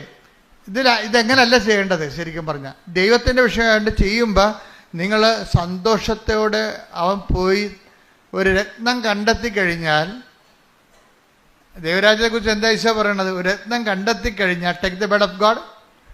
മത്തായി 13:44 സ്വർഗരാജ്യം ദൈവരാജ്യം വയലിൽ ഒളിച്ചു വെച്ചിരിക്കുന്ന നിധിക്ക് തുല്യമാണ്. അത് കണ്ടെത്തുന്നവൻ അത് മറച്ചു വെക്കുകയും സന്തോഷത്തോടെ പോയി തനിക്കുള്ളതെല്ലാം വിറ്റ്. അപ്പൊ നമുക്ക് കുറച്ച് നഷ്ടം വരും, മനസ്സിലായില്ലേ? സമയ നഷ്ടം വരും, സാമ്പത്തിക നഷ്ടം വരും, മറ്റുള്ളവരുടെ വായിരിക്കണം കേൾക്കണം. കുറച്ച് നിങ്ങൾ ഓർക്കരുത് ലാഭം വരുമെന്ന് പറഞ്ഞ് പഠിക്കിറങ്ങരുത്. നിങ്ങൾ കർത്താവിനാണോ ഇതുവഴി നിങ്ങളെ ജോലി ചെയ്യാൻ ഉദ്ദേശിക്കുന്നുണ്ടെങ്കിൽ നഷ്ടമുള്ള കാര്യം ഉറപ്പാണ്. ആദ്യമേ എന്താ, നമ്മുടെ സമയം പോകും. നമ്മൾ വീട്ടിലില്ലാത്ത കാരണം വീട്ടിലുള്ളതിന് സമയത്ത് കാപ്പി കിട്ടിയില്ലെങ്കിൽ അമ്മ എവിടെ പോയി? ഞാൻ പത്രം കൊടുക്കാൻ പോയി. മണ്ണാൻ കെട്ട ആ വെരുക് നിങ്ങളുടെ കഴുത്തേക്ക് കയറിയിരിക്കും. എന്താ കാര്യം? നിങ്ങൾ സമയാസമയങ്ങൾ നിന്നിട്ട് കാപ്പി അന്നത്തിൽ കൊടുത്തിട്ടില്ലേ? അങ്ങനെ പഠിപ്പിച്ചു വെച്ചിട്ടാണ്. വേണേ മര്യാദക്ക് ഉണ്ടാക്കി കുടിക്കടാന്ന് പറഞ്ഞതെങ്കിൽ പ്രശ്നം തീർന്നേരാം. മര്യാദക്ക് ഉണ്ടാക്കി കുടിക്കടാ, ഞാൻ പത്രം കൊടുക്കാൻ പോകണമെന്ന് പറയാനുള്ള കമാൻഡ് അമ്മ കളഞ്ഞേ. അമ്മ പഞ്ചപുച്ച വെച്ച് ഒച്ചാനിച്ച് ഇവൻ പറയണ ഇഡ്ഡലി വേണ്ട ഇഡ്ഡലി. അപ്പോൾ പറയാം എനിക്ക് ഇഡ്ഡലി വേണ്ട, എനിക്ക് ദോശ മതി എന്ന് പറയും. മനുഷ്യൻ്റെ വായി കുത്തിക്കയറ്റിട്ട് പോടാ, അല്ല വീട്ടിൽ എറിഞ്ഞിട്ട് പോടാന്ന് പറയണം. അങ്ങനെ പറയാനുള്ള ചങ്കൂറ്റം ഉണ്ടെങ്കിൽ മര്യാദക്ക് ഉള്ളതുകൊണ്ട് കഴിക്കും. ഇത് ഒരിടത്തും ഒതുങ്ങണില്ലല്ല. പിള്ളേർ ഒതുങ്ങണ്ട. പിള്ളേരുടെ ബലിയാണല്ലേ മാതാപിതാക്കന്മാരെ പലരും. ഒരുത്തിന് ദോശ, മറ്റേ അപ്പം പുട്ട് മതി. അപ്പോൾ പിന്നെ പുട്ട് കുത്താൻ നടക്കണം, പിന്നെ ദോശ ഉണ്ടാക്കാൻ നടക്കണം. ഇതെല്ലാം കൊണ്ടൊരു അമ്മയുണ്ട്. നിങ്ങളിങ്ങനെ ആക്കിയതാണേ, നിങ്ങളിങ്ങനെ ആക്കിയെടുത്തതാണ്. അതുകൊണ്ടാണ് ഇന്ന് നിങ്ങൾക്ക് ചില ആൺപിള്ളേരുമായിട്ട് അമ്മമാർ വരും എൻ്റെ അടുത്ത്. അപ്പോൾ ഞാൻ പറഞ്ഞു എത്ര പിള്ളേരുണ്ട്? 3 പിള്ളേരുണ്ട്. എത്ര ആൺപിള്ളേരുണ്ട്? ആൺപിള്ളേരാണ് എല്ലാവരും. ഞാൻ പറഞ്ഞു എല്ലാം വന്നിട്ടുണ്ടോ ഇവിടെ? 2 വന്നിട്ടുണ്ട്. ഉള്ളതിനെ കണ്ട് വിളിക്കാൻ പറയും. ഉള്ളതിനെ കണ്ട് ഇതിന് പറയും, എടാ നിൻ്റെയൊക്കെ ഉടുപ്പ് നീ തന്നെ അലക്കിയേക്കണം, അമ്മയെ കൊണ്ട് അലപ്പിക്കരുത്. മനസ്സിലായോ? നിൻ്റെയൊക്കെ പാത്രം നീ തന്നെ കഴിവിച്ചേക്കണം. ഞങ്ങളാണ് അച്ഛ കഴുകണത്. ക്ലിയറായി. എന്താ കാര്യം എന്നറിയാവോ? അമ്മയുടെ നടുവെല്ലാം ഒരുപോലെ എല്ലാ കാലത്തും ഒരുപോലെ ഇരിക്കത്തില്ല. അതാണ് വിഷയം. അമ്മ ക്ഷീണിച്ചുകൊണ്ടിരിക്കുകയല്ലേ, നന്നായിക്കൊണ്ടിരിക്കുകയാണ് അല്ലല്ലോ, ക്ഷീണിച്ചുകൊണ്ടിരിക്കുകയല്ലേ. അപ്പോൾ ഇവരെ സംബന്ധിച്ചിടത്തോളം നാളെ കാലങ്ങളിൽ നിങ്ങൾ അവിടെ ഉടുപ്പും തുവാലും എല്ലാം അവിടെ കല്യാണത്തിന് എൻ്റെ സമയത്ത് വരെ നിങ്ങൾ അലക്കി തേച്ചു. അത് ഞാൻ അലക്കിയാലേ ശരിയാകത്തുള്ളൂ. പിന്നെ അത് നിങ്ങളുടെ ചിന്തയാണ്. നിങ്ങൾ അവിടെ ആൾ കളിക്കാൻ വേണ്ടി ഉണ്ടാക്കിയിട്ടുള്ള നിയമമാണ്. ഞാൻ അലക്കിയാലേ ശരിയാകും. അവർക്ക് വാദമൊന്നുമില്ല. മര്യാദക്ക് അലക്കണം. ആദ്യമേ തുടങ്ങണം ഈ പരിപാടിയൊക്കെ. ആദ്യമേ തുടങ്ങണം ഈ വിഷയങ്ങളൊക്കെ. അല്ല എന്നുണ്ടെങ്കിൽ നിങ്ങളവർക്ക് പിടിക്കത്തില്ലൊരു കാലം കഴിയുമ്പോൾ. നിങ്ങളെ അവർക്ക് പിടിക്കത്തില്ല. എന്നുവെച്ചാൽ അവർക്ക് 10, 35, 30 വയസ്സായി കഴിയുമ്പോൾ, 25 വയസ്സായി കഴിയുമ്പോൾ അമ്മയ്ക്ക് പഴയതുപോലെ പലരെ ഒപ്പിക്കണം. അപ്പൻ അതിനേക്കാൾ വലിയ കർക്കശ അപ്പുറത്ത്. അപ്പം ഇതിൻ്റെ ഇടയ്ക്ക് ഇവരെ എല്ലാവരും ഒപ്പിച്ച് വരുമ്പോൾ നമ്മളൊരു പരുവത്തിലാകും. ആർക്കും പിടിക്കത്തുമില്ല. പോരെ, അപ്പനും പിടിക്കത്തില്ല, അമ്മയ്ക്കും മക്കൾക്കും പിടിക്കത്തില്ല. നമ്മൾ അതിനിടക്കിടക്ക് മരുമകൾ കയറി വരികയാണെങ്കിൽ അവൾ കയറി വിരകി എല്ലാം അവിടെ കയ്യിലാക്കി. ഇപ്പം എന്താ, അപ്പം മകന് സമാധാനം. ഇപ്പോൾ അമ്മയല്ലേ എനിക്ക് ഉടുപ്പിലൊക്കെ തരാൻ ബുദ്ധിമുട്ടാണ്. ഇപ്പം അവന് പ്രശ്നമില്ല. അവൻ്റെ വീക്ക്നെസ് കണ്ടുവിട്ടിട്ട് അവൾ അതിൻ്റെ അകത്ത് കയറി കളിച്ച ആളാകും. ഉടമ്പടി എടുക്കുമ്പോൾ നമ്മൾ ശ്രദ്ധിക്കേണ്ട കാര്യം, ദൈവ സ്നേഹത്തിന് വിരുദ്ധമായ എന്തെങ്കിലും അടിയൊഴുക്കുകളുണ്ടെങ്കിൽ ഉടമ്പടി വർക്കൗട്ട് ചെയ്യത്തില്ല. ദൈവസ്നേഹത്തിന് നിങ്ങളെ അതായത് നിങ്ങളുടെ മനസ്സിലിരിപ്പ് വേറെ വല്ലതും ആണെങ്കിലേ, അതിനാണ് ഈ സത്യഹൃദയം എന്ന് പറഞ്ഞ വാക്കുണ്ട്. സത്യഹൃദയം. ഹെബ്രായർ 10:22. ഹെബ്രായർ 10:22. അതിനാൽ വിശ്വാസത്തിന്റെ ഉറപ്പുള്ള സത്യഹൃദയത്തോടെ എന്ന് പറഞ്ഞ് കേട്ടില്ലേ? സത്യഹൃദയം. അപ്പൊ കള്ളഹൃദയം ഉണ്ടെന്ന് എൻ്റെ അടുത്ത് അല്ലേ? ഇപ്പൊ മനസ്സിലായില്ലേ? ഇപ്പോഴാണ് മനസ്സിലാകുന്നത്. ഇത് സ്കാനിങ് അല്ലേ? ധ്യാനം എന്ന് പറഞ്ഞാൽ എന്താണ്? ഒരു പെറ്റ് സ്കാനിങ് പോലെ ഇരിക്കും. ഉള്ള ഡീറ്റെയിൽസ് എല്ലാം പുറത്തു വരും. എന്താണ് പറഞ്ഞത്? അതിനാൽ വിശ്വാസത്തിന്റെ ഉറപ്പുള്ള സത്യഹൃദയത്തോടെ നമുക്കടുത്ത് ചെല്ലാം. ദൈവത്തിന്റെ തിരുസന്നിധി ചെല്ലുമ്പോഴേ ഹൃദയം ഉണ്ടായ ഹൃദയം കൊണ്ട് ചെല്ലണമെന്നല്ല, ആ ഹൃദയം സത്യഹൃദയമായിരിക്കണമെന്ന്. ഇപ്പം ഞാൻ പറഞ്ഞില്ലേ, ഇപ്പം മരുമകളുടെ കാര്യം പറഞ്ഞില്ലേ, അവൾ വന്നിട്ട് എല്ലാ പുത്തൻ പെണ്ണ് പെരപ്പേറും അടയ്ക്കുന്ന കേൾക്കണ പോലെ അവൾ എല്ലാ കാര്യങ്ങളും ചെയ്യും. അപ്പൻ്റെ കാര്യം ചെയ്യും, അമ്മയുടെ കാര്യം ചെയ്യും. അവൾ അവിടെ ഗുഡ് സർട്ടിഫിക്കറ്റ് മേടിക്കുകയാണ് സംഭവം. പക്ഷേ അമ്മയ്ക്കിട്ട് ഇപ്പോൾ ആരെ വെക്കുകയാണ് ആ സംഭവം? മനസ്സിലായില്ലേ? അവരുടെ റോള് അടിച്ചു മാറ്റുകയാണ്. അപ്പോൾ ആ ഹൃദയത്തിൽ സത്യമില്ല. അച്ഛൻ പറഞ്ഞ മനസ്സിലായില്ലേ? അവളുടെ ഉദ്ദേശം വേറെയാണ്. അപ്പോൾ വേറെ ഒരു ഉദ്ദേശത്തിനാണ് ദുരുദ്ദേശം നമ്മൾ പറയണത്. അവളുടെ ഉദ്ദേശം വേറെയാണ്. ഉടമ്പടി ഇത് വർക്കൗട്ട് ചെയ്യത്തില്ല. കർത്താവ് നിൻ്റെ ഹൃദയം കർത്താവ് ഇൻസ്പെക്ട് ചെയ്യുമ്പോൾ നിൻ്റെ ഈ നല്ല സൽപ്രവൃത്തികളിൽ പോലും സ്വർഗീയ ഇടങ്ങളിൽ പോലും വസിക്കുന്ന ടേക്ക് ദ ബെഡ് സ്വർഗീയ ഇടങ്ങൾ. ശ്രുതികട ഹല്ലേലൂയ ഹല്ലേലൂയ ഹല്ലേലൂയ ഹല്ലേലൂയ. യേശുവേ നന്ദി. ഹല്ലേലൂയ ഹല്ലേലൂയ. യേശുവേ ആരാധന ആരാധന ആരാധന ആരാധന ആരാധന ആരാധന. കൈകൾ വീശിക്കൊണ്ട് ആരാധന ആരാധന ആരാധന ആരാധന. എഫേസോസ് 6:12. എഫേസോസ് 6:12.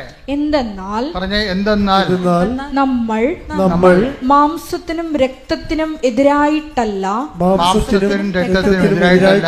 പ്രഭുത്വങ്ങൾക്കും ആധിപത്യങ്ങൾക്കും ഈ അന്ധകാര ലോകത്തിന്റെ അധിപന്മാർക്കും സ്വർഗീയ ഇടങ്ങളിൽ വർത്തിക്കുന്ന തിന്മയുടെ ദുരാത്മാക്കൾക്കുമെതിരായിട്ടാണ് പടവെട്ടുന്നത്. അപ്പൊ ഈ സത്യത്തിന്റെ ഹൃദയവും സ്വർഗീയ ഇടങ്ങളുടെ ദുരാത്മാവും ചേർത്ത് വായിക്കേണ്ട വചനങ്ങളാണ്. നമ്മൾ സ്വർഗീയമായ സ്നേഹത്തിൻ്റെ ദൈവികമായ കാര്യമാണെന്ന് പറയുമ്പോഴും അതിൻ്റെ പിന്നിലുള്ള അടിയൊഴുക്ക് ദുരാത്മാവിൻ്റെതായിരിക്കും.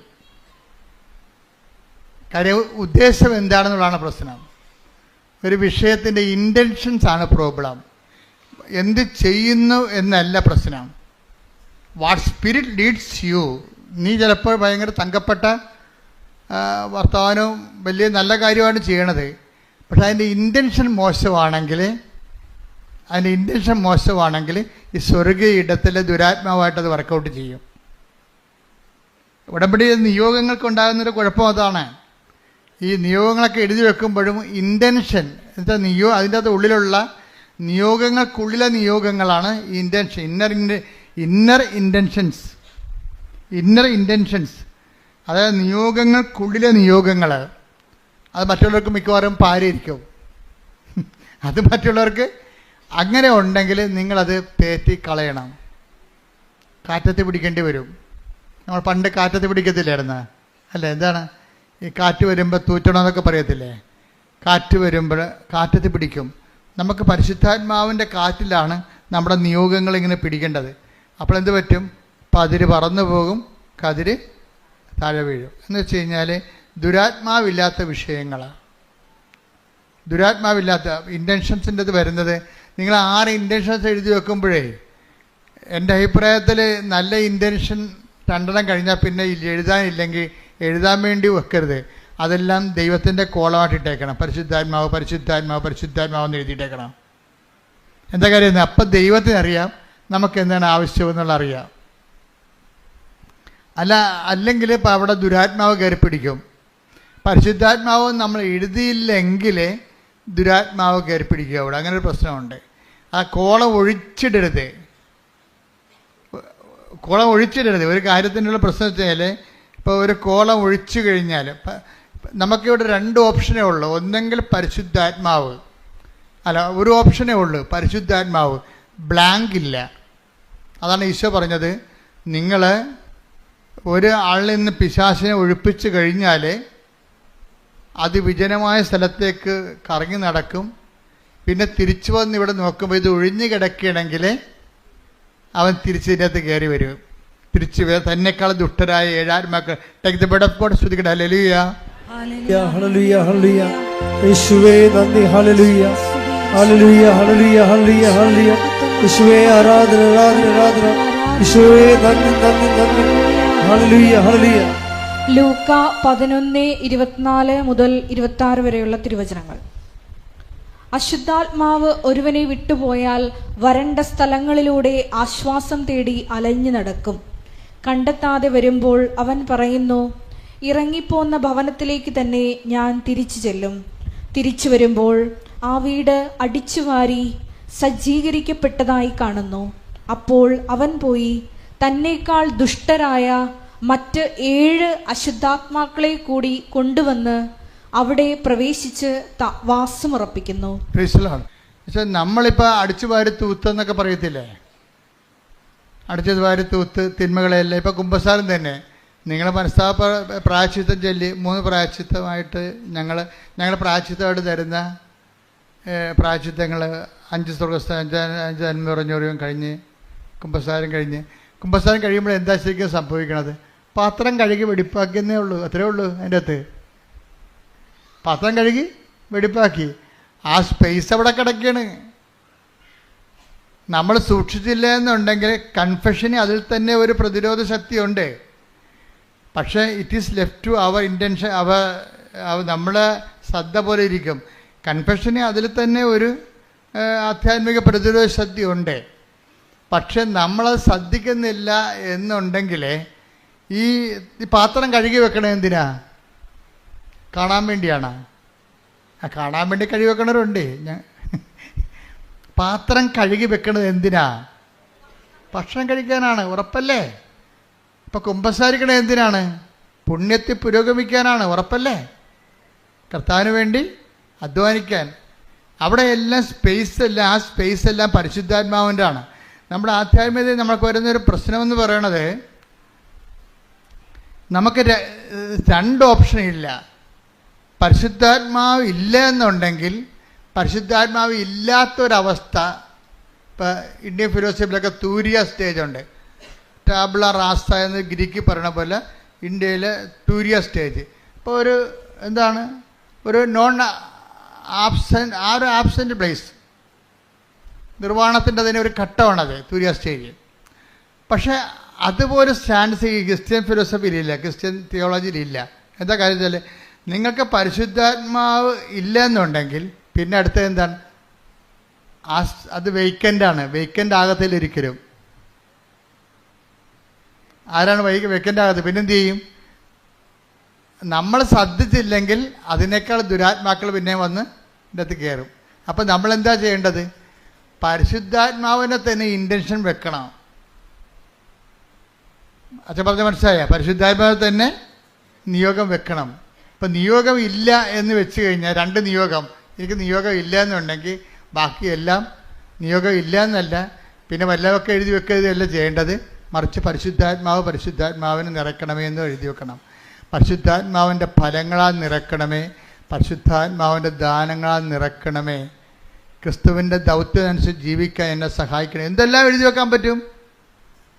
നിങ്ങളതിൻ്റെ അകത്ത് മുഴുവനും ഇത് നിങ്ങളുടെ ഇപ്പം ഞാൻ കഴിഞ്ഞ ദിവസങ്ങളൊക്കെ ആൾക്കാരെ കാണുമ്പോൾ അവർ പറയും, അച്ഛാ മകൾക്ക് അവിടെ ഇത് PR കിട്ടണം അച്ഛാ എന്ന് പറയും. അപ്പോൾ PR കിട്ടണം. പിന്നെ ഭർത്താവിന് കുറച്ച് രോഗവും സ്മോളിഡിയൊക്കെ ഉണ്ട് അച്ഛാ എന്നൊക്കെ പറയും. അപ്പം അതിനൊന്നും പ്രാർത്ഥിക്കണമെന്ന് പറയും. പിന്നെയും സമയം കിടക്കുമ്പോൾ ഇവർ ഉടനെ പറയും, അച്ഛാ എൻ്റെ അയൽവാസിക്ക് അങ്ങനെയാണ് ഇങ്ങനെയാണ്. അപ്പം നിർത്ത്, അത് അവരുടെ കാര്യമില്ല, വണ്ടി വിട്ടേക്കാൻ പറയും. അപ്പം എന്തെങ്കിലും അവിടെ ഇല്ലെന്നുണ്ടെങ്കിൽ പിന്നെ വയ്യാവേരികളെല്ലാം കൂടി പറഞ്ഞു വെച്ച് ആദ്യം പറഞ്ഞ് ഡയല്യൂട്ടാക്കി കളയും. അത് ദുരാത്മാവിൻ്റെ ഒരു പ്രവർത്തനമാണ്. മറ്റുള്ളവരുടെ കാര്യം പറയണമെന്നില്ല. അങ്ങനെ അത്രയും സീരിയസ് ആണെങ്കിൽ അതായിരിക്കണം നിങ്ങൾ ആദ്യം പറയേണ്ടിയിരുന്നത്. നിങ്ങൾക്കൊന്നും പറയാനില്ലാഞ്ഞ കാരണം എന്നാൽ മറ്റുള്ളവരുടെ കൂടെ ഈ വണ്ടിയായാലും പോകുന്നുണ്ടല്ലോ, അയാളെ കൂടി കയറിയിരിക്കട്ടെ. വണ്ടിയായാലും ആലപ്പുഴക്ക് പോകുന്നുണ്ടല്ലോ, നാത്തും കൂടി കയറിയിരിക്കട്ടെ എന്ന് പറഞ്ഞ പോലെ നാട്ടുകാരുടെ പ്രശ്നം കൂടി പറഞ്ഞു വെപ്പിക്കും. അപ്പോൾ അതെല്ലാം ഫാൾസായി പോകും. അപ്പോൾ എന്താ ചെയ്യേണ്ടതെന്ന് വെച്ച് കഴിഞ്ഞാൽ,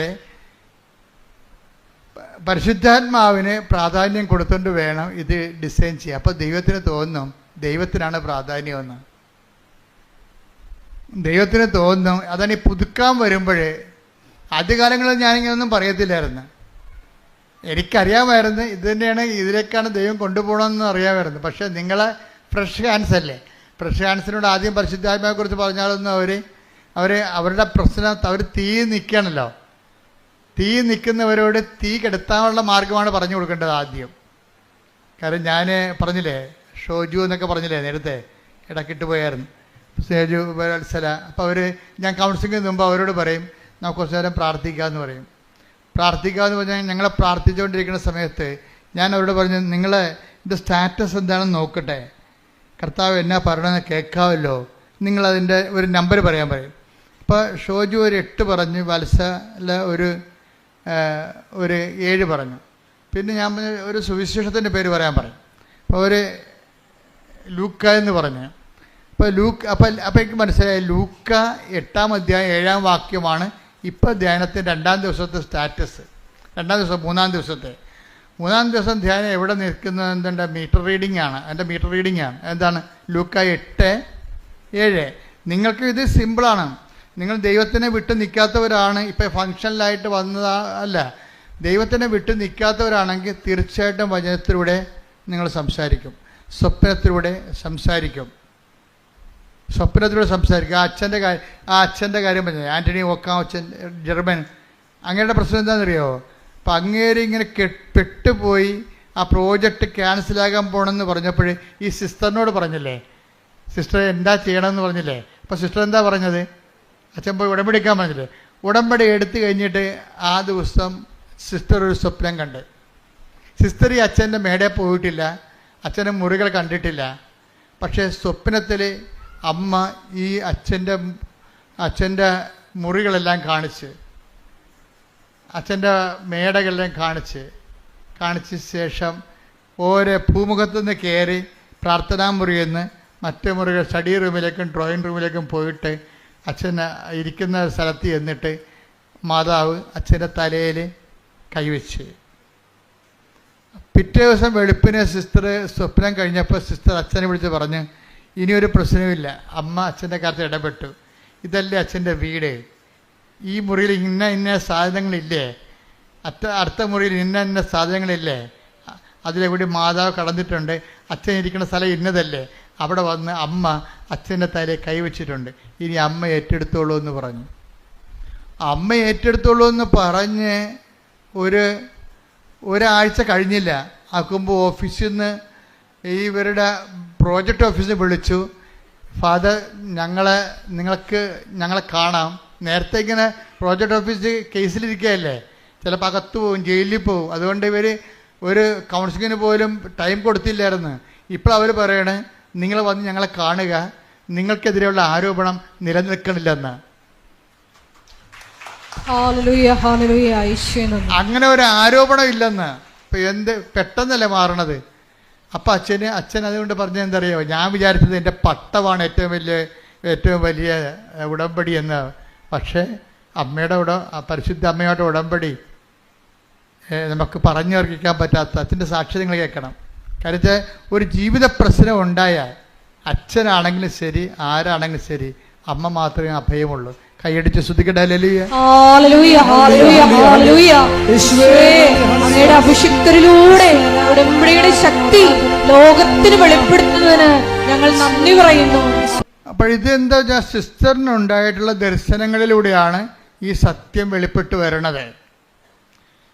അതുകൊണ്ട് തന്നെയാണ് ഉടമ്പടിയുടെ ഒരു ടൈം കഴിഞ്ഞു കഴിഞ്ഞാൽ നമ്മൾ ഉടമ്പടി സത്യസന്ധരാണെന്നും ദൈവത്തോട് അടുപ്പമാണെന്ന് കണ്ടു കഴിഞ്ഞാൽ ദൈവം നമ്മളെ ദർശനങ്ങൾ കൊണ്ടും സ്വപ്നങ്ങൾ കൊണ്ടും ദൈവത്തിൻ്റെ സാന്നിധ്യം നമ്മളെ അറിയിച്ചുകൊണ്ടിരിക്കും. ഉടമ്പടിയാണ് സാന്നിധ്യത്തിൻ്റെ ഏറ്റവും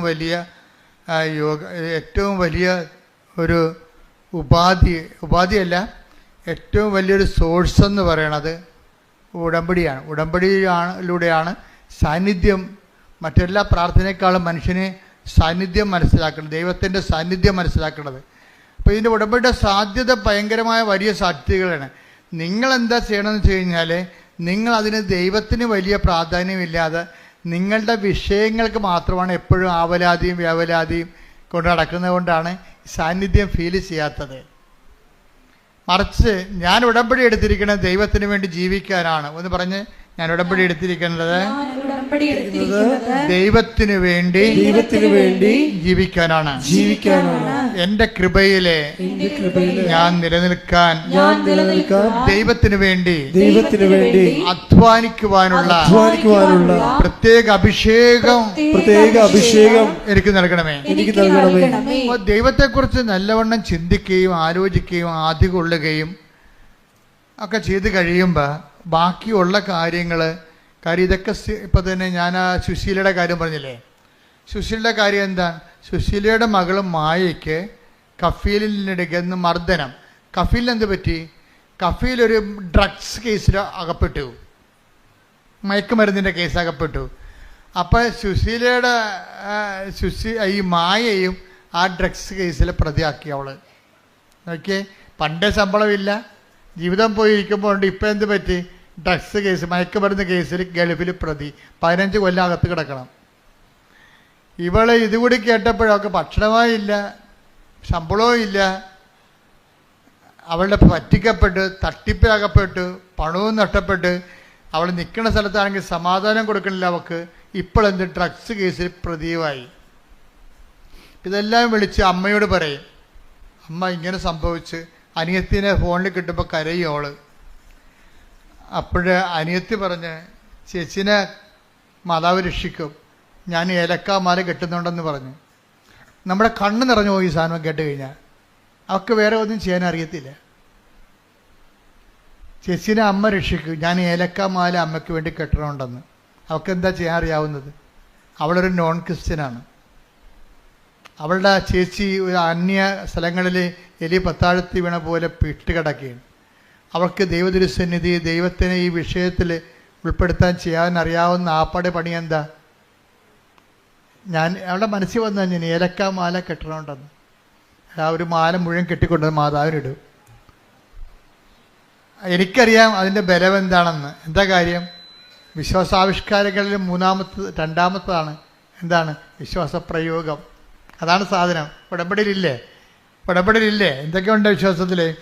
പ്രാർത്ഥന, പ്രഖ്യാപനം, പിന്നെ എന്താണ്? പ്രയോഗം. അത് പ്രയോഗമാണ്. അവളുടെ അമ്മ സുശീല ചെയ്യണ പരിപാടി എന്താണെന്നറിയാമോ? അവളുടെ സുശീല വണ്ടിക്കാശി തണ്ണീർമുക്കത്തു നിന്ന് ഇങ്ങോട്ട് വന്നാൽ മതി, 10-12 കിലോമീറ്ററേ ഉള്ളൂ. ആ കിലോമീറ്റർ എല്ലാ ദിവസവും മാതാവിൻ്റെ അടുത്ത് വരും, നടന്നു വരും.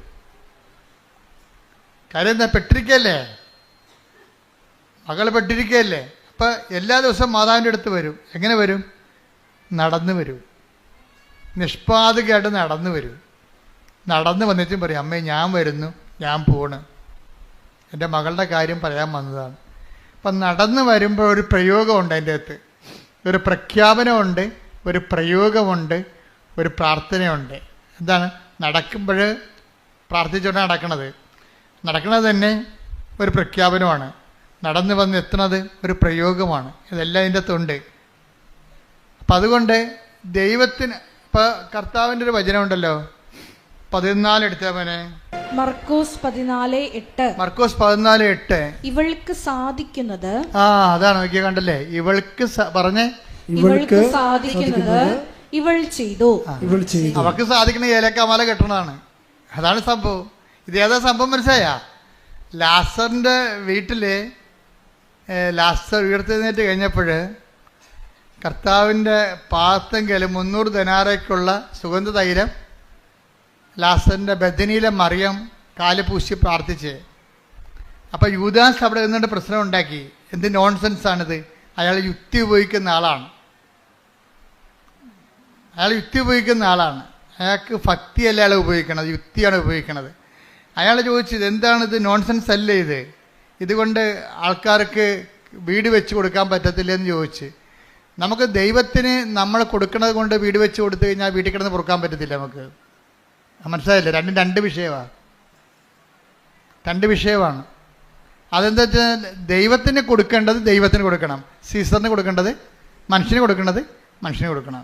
മനുഷ്യന് കൊടുക്കേണ്ട അടുത്ത് ദൈവത്തിന് കൊടുക്കരുത്, ദൈവത്തിന് കൊടുക്കേണ്ട അടുത്ത് മനുഷ്യനെയും കൊടുക്കരുത്. അതിനെ ബാലൻസ്ഡ് ആയിട്ടാണ് ഈശോ പറഞ്ഞിരിക്കുന്നത്.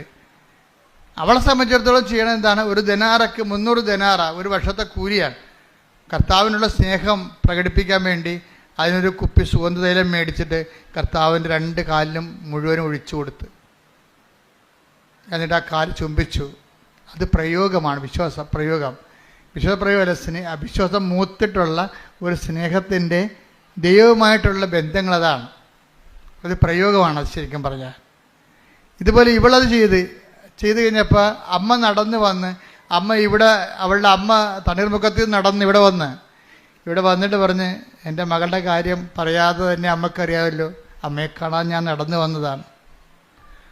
അന്ന് രാത്രി അമ്മ അവളോട് പറഞ്ഞു, നാളെ നിൻ്റെ മകളെ വിളിക്കണം, നിൻ്റെ മകളെ വിളിച്ചിട്ട് പറയണം തലയെ തുണിയിട്ടൊരു സ്ത്രീ ഓഫീസിൽ വരുന്നുണ്ടെന്ന്, അതോടെ പ്രശ്നം തീരുമെന്ന്.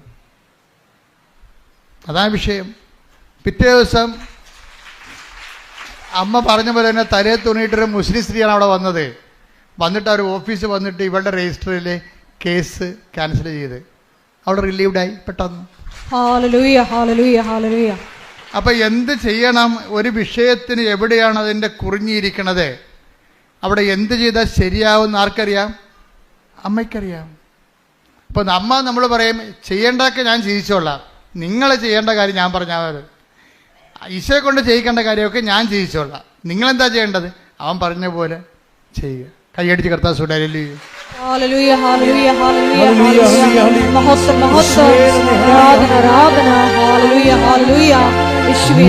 പരിശുദ്ധ പരമദിവ്യകാരുണ്യത്തിന്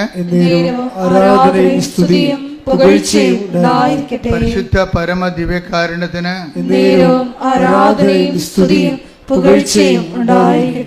അപ്പോൾ ഈ ഉപ്പും ഉടമ്പടിയിലെ ഉപ്പും അതുപോലെ തന്നെ എണ്ണയും ഇതൊക്കെ ഉപയോഗിക്കുമ്പോൾ നിങ്ങളെ വിശ്വാസ പ്രയോഗത്തിലാണെന്നുള്ള കാര്യം മനസ്സിലാക്കണം. അതിന് നമുക്ക് വേണ്ട മൗലിക വികാരം എന്ന് പറയുന്നത് ദൈവസ്നേഹമാണ്. വിശ്വാസം മൂത്തിട്ടാണ് ദൈവസ്നേഹം ഉണ്ടാകുന്നത്. യൂത്തിനൊക്കെ ഉണ്ടാകുന്നൊരു പ്രശ്നം എന്ന് വെച്ച് കഴിഞ്ഞാൽ, യൂത്ത് ഈ ഉടമ്പടി എടുക്കുന്ന കൊണ്ട് തന്നെ ചില സമയത്ത് അവർക്ക് ചില നെഗറ്റീവ് അനുഭവങ്ങൾ, നിങ്ങളുടെ ഒരു കൗണ്ട് ഡൗൺ വരും ചില സമയത്ത്. എന്താ പറഞ്ഞതെന്ന് വെച്ച് കഴിഞ്ഞാൽ, ഇപ്പം നിങ്ങൾ ഉദാഹരണത്തിന് ഇപ്പം നിങ്ങൾ അച്ഛൻ്റെ എല്ലാ ദിവസവും ഒരു സാക്ഷ്യം അല്ലെങ്കിൽ ഒരു ഡെയിലി ബ്രെഡ് നിങ്ങൾ ഷെയർ ചെയ്യുന്നു, നിങ്ങളുടെ ഗ്രൂപ്പിൽ ഷെയർ ചെയ്തേ, ഉടനെ അവരെന്ത് ചെയ്യും? ദൈവത്തിനെ കാണുമ്പോൾ തന്നെ പല്ലിളിക്കണ പിശാചുക്കളുണ്ടാവും. നിങ്ങളുടെ കൂട്ടുകാരായിരിക്കും. ചിലപ്പോൾ നിങ്ങളെ അവർ ക്യാൻസൽ ചെയ്ത് കളയും. ബ്ലോക്ക് ചെയ്ത് കളയും. അപ്പോൾ നിങ്ങൾക്ക് സന്തോഷമായില്ലേ? നിങ്ങൾക്ക് പറ്റാത്ത ആൾക്കാരിൽ നിന്ന് നിങ്ങൾക്ക് ബ്ലോക്കിങ് കിട്ടുമ്പോൾ തന്നെ ആ സ്ഥാനം പോയി കിടത്തില്ലേ? ആ സ്ഥാനം ഗ്രൂപ്പിൽ കിടന്നാൽ മോശമാണ്. അച്ഛൻ പറഞ്ഞ മനസ്സിലായില്ലേ? നിങ്ങളെ വിചാരിക്കും, അയ്യോ ഞാനിങ്ങനെ ഇവർക്ക് സെൻഡ് ചെയ്യും, ഇവർ മതം മാറ്റമാണെന്ന് കരുതുക, അല്ലെങ്കിൽ എന്നെ ഒരു ഭക്തി ആയിട്ട് കരുതുക. ഞാൻ ഭക്തിയൊന്നും അല്ല, എനിക്ക് തൽക്കാലം IELTS പാസ്സാകാനുള്ള അഭ്യാസം മാത്രമേ ഉള്ളൂ എന്ന് അവർക്കറിയാൻ പാടില്ല. പറഞ്ഞ മനസ്സിലായില്ല? അത് നമ്മുടെ രഹസ്യ ധാരണകൾ നിങ്ങൾ വിവേചിക്കണം. നിങ്ങൾ എന്തുകൊണ്ട് ഷെയർ ചെയ്യുന്നില്ല കൂട്ടുകാർക്ക്? അതിൻ്റെ കാരണം നിങ്ങളിതൊരു 3 മാസത്തുള്ള അഭ്യാസമായിട്ടാണ് എടുത്തിരിക്കുന്നത്. ഒക്കട്ടെ കിട്ടണേ ഊട്ടി പോയ ചട്ടി, അതുകൊണ്ടാണ് ഷെയർ ചെയ്യാത്തത്. ഞാൻ ഈ 3 മാസത്തെ അഭ്യാസത്തിന് വേണ്ടി എടുത്തിരിക്കുന്ന കാര്യം എൻ്റെ കൂട്ടുകാരുടെ മുമ്പിൽ ഞാനൊരു ഭക്തിഭ്രാന്തിയായിട്ട് അറിയപ്പെടേണ്ട ആവശ്യമില്ലല്ലോ എന്ന് വിചാരിച്ചുകൊണ്ട് നിങ്ങൾ ഷെയർ ചെയ്യത്തില്ല. നിങ്ങളുടെ ആന്തരിക വിചാരങ്ങളെ കർത്താവ് വിവേചിച്ചിരിക്കുന്നു, കർത്താവ് നിങ്ങളെ വിധിക്കുന്നു. ഈ വിധിയിൽ നിന്ന് രക്ഷപ്പെടാൻ വേണ്ടി മര്യാദയ്ക്ക് ഷെയർ ചെയ്ത് രക്ഷപ്പെടുന്നതാണ് നല്ലത്. ചെറുപ്പക്കാർക്കും ഇതുപോലുള്ള അബദ്ധങ്ങൾ സംഭവിക്കാം. നിങ്ങളുടെ കൂട്ടുകാരെല്ലാം ഒരു മേനിക്കെങ്കിലും സ്വയം ഹ്യൂമനിസ്റ്റിൻ്റെ മാനവികൻ്റെ കുപ്പായമെടുത്ത് അടിഞ്ഞിട്ടുള്ള പാർട്ടിയാകും. അപ്പം നമ്മളത് ഷെയർ ചെയ്ത് സ്റ്റാറ്റസ് ഇട്ട് കഴിയുമ്പോൾ അവനവിടെ നമ്മൾ 2ാം പൗരനാക്കും, അവൻ 1ാം പൗരനാകും. ആരാണ് 1ാം പൗരൻ 2ാം പൗരൻ എന്താ അവസാനം അറിയാൻ പറ്റും. അവൻ പറയും, എന്ന് തുടങ്ങി ഈ ഭക്തിഭ്രാന്തൊക്കെ? എടാ, മര്യാദക്ക് അധ്വാനിച്ച് ജീവിച്ചാൽ പ്രശ്നമൊന്നുമില്ല, അല്ലെങ്കിൽ ഇതുപോലെ ചെന്ന് ചാരേണ്ടി വരും. ഹ്യൂമനിസ്റ്റായി. അപ്പോൾ നമ്മളവർക്ക് അവനാണ് വലിയ, അവനൊരു കുന്തും അറിയത്തില്ല. ദൈവത്തെ അറിഞ്ഞില്ലെങ്കിൽ എല്ലാം അറിയാം. ദൈവത്തെ അറിഞ്ഞില്ലെങ്കിൽ തീർന്നില്ലേ? അവന് ദൈവത്തെ അംഗീകരിക്കേണ്ടത് അതിന് പോരായ്മയെ കരുതിയിരിക്കുകയാണ്. അവൻ്റെ അന്ത്യം നമ്മൾ കണ്ടിട്ടില്ലല്ലോ. കാണുന്നതിന് മുമ്പ് എന്തുകൊണ്ടാണ് അവൻ പറഞ്ഞത് നീ അനുസരിക്കാൻ നീ ബാധ്യസ്ഥനാകണത്? അതുകൊണ്ട് നീ നിഷ്പക്ഷമായിട്ടും നിർഭയനായിട്ടും കർത്താവിൻ്റെ സുവിശേഷത്തിൻ്റെ വക്താവായിട്ട് മാറാവുന്ന കൈ അടിച്ചുകൊണ്ട് സ്തുതിക്കട്ടെ. ഹല്ലേലൂയ.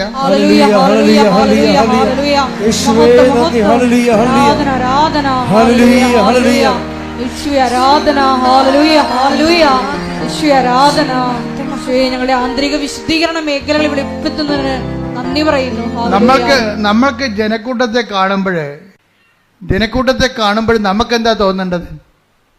അനുകമ്പയാണ് തോന്നുന്നുണ്ട്. എന്താണ്? അവർക്ക് കർത്താവിനെ ആവശ്യമുണ്ടല്ലോ എന്ന് തോന്നണം. നീ ദൈവത്തിൻ്റെ ആളാണെങ്കിലേ ജനക്കൂട്ടത്തെ കാണുമ്പോൾ, നിൻ്റെ ഗ്രൂപ്പിലെ വാട്സപ്പ് ഗ്രൂപ്പിലായാലും ശരി, നിൻ്റെ ഏത് മേഖലയായാലും ജനക്കൂട്ടമാണല്ലോ അത്. അവരെ കാണുമ്പോൾ നിങ്ങൾക്ക് എന്ത് ചെയ്യണം? അവന് അനുകമ്പ തോന്നണം. എന്താണ്? അവർക്ക് കർത്താവിനെ അറിയത്തില്ലല്ലോ. അവരെ അറിയിക്കാനുള്ള ഇടയില്ലാത്ത ആടുകളെപ്പോലല്ലേ, കർത്താവില്ലാത്ത ആൾക്കാരെ പോലല്ലേ. അപ്പം അതുകൊണ്ട് തന്നെ ജനക്കൂട്ടത്തെ കാണുമ്പോൾ ചില അണ്ണന്മാർക്ക് എന്താ തോന്നണത്? അവർ ഓന്തുമാരുണ്ടല്ലോ, ഈ സായിപ്പിനെ കാണുമ്പോൾ കവാത്ത് മറക്കണം എന്ന് പറഞ്ഞാൽ ജനക്കൂട്ടത്തെ കാണുമ്പോൾ പിന്നെ മതം മറന്നു പോകും, വിശ്വാസം മറന്നു പോകും. ജനക്കൂട്ടത്തെ കാണുമ്പോൾ വിശ്വാസം മറക്കണത് ആരാണ്? ബിസിനസ്സുകാരായിരിക്കും, ഒരു സംശയമില്ല. എന്താ കാര്യം? ഇപ്പം നീ ക്രിസ്ത്യാനിയാണെന്ന് പറഞ്ഞു കഴിഞ്ഞാൽ നിൻ്റെ വസ്തു മുസ്ലിം മേടിക്കത്തില്ല, ഹിന്ദു മേടിക്കത്തില്ല. കേരളത്തിൽ ജാതീയത ശക്തമല്ലേ. അപ്പം അതുകൊണ്ട് എന്നാ ശരി, എനിക്ക് മതമില്ലെന്ന് പറഞ്ഞാൽ മതിയല്ല. മതമില്ലാത്ത ജീവനാണെന്നൊക്കെ പറഞ്ഞാൽ മതിയല്ലേ. എനിക്ക് മതമില്ല, ഞാൻ നിരീശ്വരവാദിയാണെന്ന് പറയുമ്പോൾ എൻ്റെ ചരക്ക് എല്ലാവരും മേടിക്കും. അപ്പോൾ മറ്റുള്ളവർ ചരക്ക് വിറ്റഴിക്കാൻ വേണ്ടി നീ ദൈവത്തിന് ഒറ്റിക്കൊടുത്തിട്ടുണ്ടെങ്കിൽ നീ ഇന്ന് മാപ്പ് പറയണം. ഇവിടെ ഉടമ്പടിയിൽ വെച്ച്, കർത്താവേ ഇതെല്ലാം കടന്നു പോകുന്നതാണ്, കടന്നു പോകുന്നത് നീ മാത്രമാണ്. ഞാൻ നിന്നെ മറ്റുള്ളവർക്ക് വേണ്ടി ഞാൻ എൻ്റെ ഐഡൻറ്റിറ്റി വെളിപ്പെടുത്താതിരുന്നിട്ടുണ്ടെങ്കിൽ, ഐഡൻറ്റിറ്റി തള്ളി പറഞ്ഞിട്ടുണ്ടെങ്കിൽ കർത്താവേ മാപ്പ് ചോദിക്കുന്നു. സ്തുതിക്കട്ടെ. ഹല്ലേലൂയ.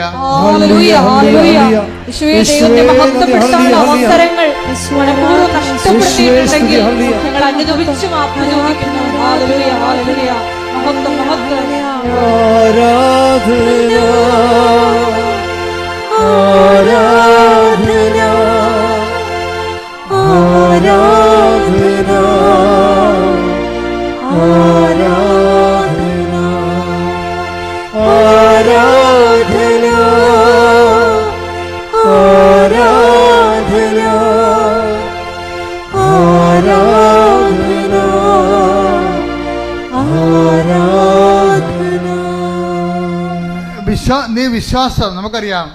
വിശ്വാസത്തിൻ്റെ ആവിഷ്കാരങ്ങൾ എന്തൊക്കെയാണ്? ഒന്ന് പ്രാർത്ഥന, രണ്ടാമത്തേത് എന്താണ്? പ്രഖ്യാപനം, മൂന്നാമത്തേത് എന്താണ്? പ്രയോഗം.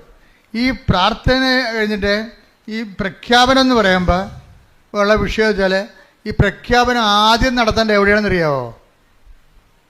തെരുവീതിയിലല്ല, സ്വന്തം വീട്ടിലാണ് നടത്തേണ്ടത്. വിശ്വാസം പ്രഖ്യാപിക്കേണ്ടത് എവിടെയാണ്? ആദ്യം സ്വന്തം വീട്ടിലാണ് പ്രഖ്യാപിക്കേണ്ടത് ആദ്യം.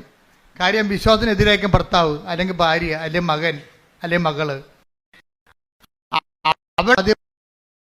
അവളെ കേൾക്കാം, അയ്യോ അവളെ കേൾക്കാം, അവളെല്ലാം പറയും. അതുകൊണ്ട് ഞാൻ പ്രത്യക്ഷക്കാരനെ ചുണ്ടിൻ്റെ പേർക്ക് ചുണ്ടിൻ്റെ താഴെ പ്രത്യക്ഷ പ്രാർത്ഥന പിശാചുക്കളുണ്ട്. എന്താ കാര്യം? മകള് കേൾക്കും, അവൾക്ക് ഇഷ്ടപ്പെടത്തില്ലെന്ന്. അപ്പത്തേനും നിന്റെ കാര്യത്തിൽ തീരുമാനമായില്ലേ? അതാണ് ഈശോ പറഞ്ഞ 10:32 മനുഷ്യരുടെ മുമ്പിൽ ഏറ്റു പറയണമെന്ന്.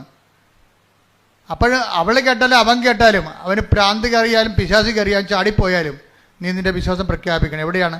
ഒരുത്തൻ വിശ്വാസം പ്രഖ്യാപിക്കേണ്ടത് ആദ്യമായി അവൻ്റെ വീട്ടിൽ തന്നെയാണ്. ക്ലിയർ അല്ലേ?